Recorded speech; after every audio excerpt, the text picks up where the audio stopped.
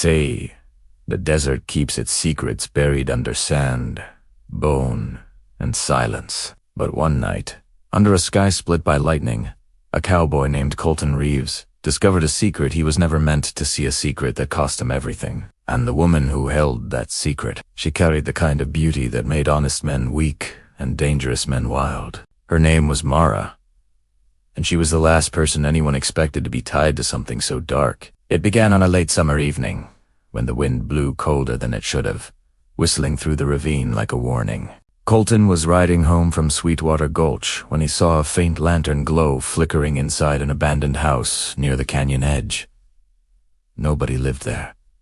Nobody should be there. Curious, he tied his horse and went closer, his boots crunching on dry earth, thunder rumbling behind him. When he pushed open the crooked door, he froze. Mara stood alone inside the dusty room, lantern light glowing on her face. Her dress was torn, her hair wind-tangled, her eyes full of something between fear and guilt. "You shouldn't be here," she whispered. "Neither should you," he replied. She stepped back, her hand trembling as she clutched something hidden beneath her shawl. And then he saw Ita's small metal box, half buried under loose floorboards, its lid cracked open. Papers and seed maps, names, symbols he didn't understand. Whatever she was hiding, it wasn't small. Before he could ask, the ground shook. A distant rumble, growing louder, like hoofs or thunder roar, something far worse. Mara grabbed his arm, nails digging into his skin. "Colton, please, you have to leave. If they find you here," but it was too late. Through the shattered window, he saw silhouettes, 5 riders approaching, their torches casting wicked shadows across the desert floor. Mara's face went white. "They can't know you saw this," she whispered. "They'll kill you." "Then tell me what's going on," he demanded. Her lips trembled. "I can't." "Not yet." The riders closed in, their leader's voice echoing across the wind. "Mara, come out." "No."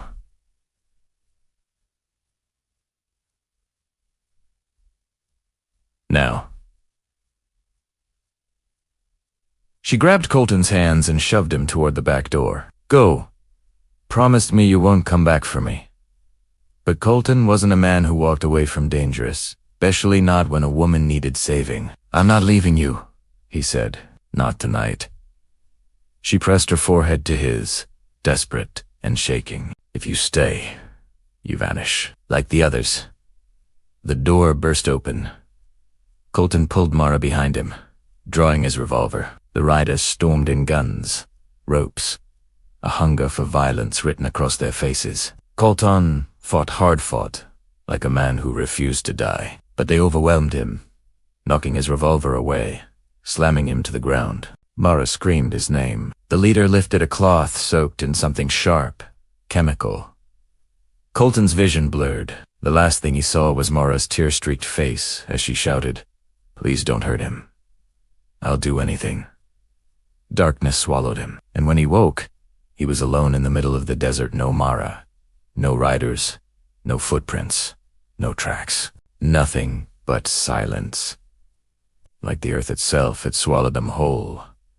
Days passed, then weeks. Colton searched every canyon, every ravine, every ghost town. People whispered behind his back that he was obsessed, cursed, delusional. They said Mara was a mirage, but he knew what he saw. Mara had a secret something that made men disappear, and he wasn't about to give up. One night, standing by his campfire, he heard footsteps behind him. Slow. Familiar. He turned on, froze. It was Mara. Her dress torn again, her eyes hollow, her face pale under the moonlight. "You weren't supposed to look for me," she whispered. "You should have forgotten me." "Not possible," he said. "Not in any lifetime."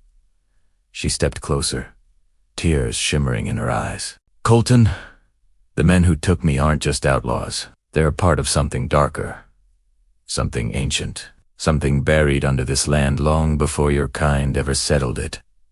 His throat tightened. "Tell me what you're hiding." Mara opened her hand. A soft, warm, impossible light glowed from her palm. "This?" she whispered. "This is why they took me. Why they took the others. Why you should have run." Before he could react, a chateau moved behind her. A figure tall, silent, not human. Colton reached for his gun. Too late. The figure touched Mara's shoulder. She gasped and vanished in a burst of dust and wind. The wind carried her last whisper. "I'm sorry, Colton." And he was left staring at empty air, his breath shaking, his heart shattered. Mara had a secret, and the cowboy who discovered it vanished from her world forever. If you want part 2, comment, continue the mystery below. Thanks for watching, and don't forget to like and subscribe.